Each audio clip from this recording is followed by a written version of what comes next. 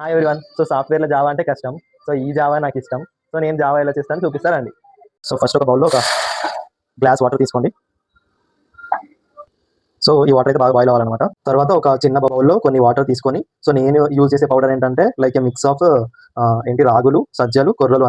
So ఇది ఎలా mix చేసుకోవాలంటే చిన్న చిన్న బాల్స్ అంటే ఏం లేకుండా మంచిగా కలుపుకోవాలన్నమాట. అంతలోపు మనకి వాటర్ బాయిల్ అవుతాయి. ఎర్లీ మార్నింగ్ చాలా మంచిది ఇది జావా. కొంచెం సాల్ట్ కూడా యాడ్ చేసుకోవాలి.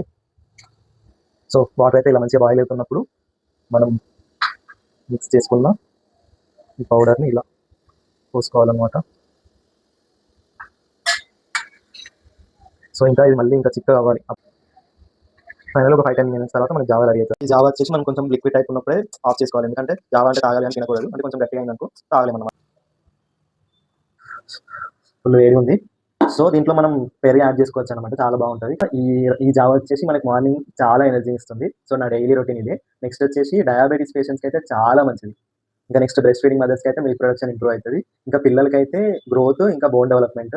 ఇంకా పొద్దున పిల్లలకి టీ పెట్టకుండా ఇది పెడితే చాలా better. Thank you so much. Please subscribe to my channel.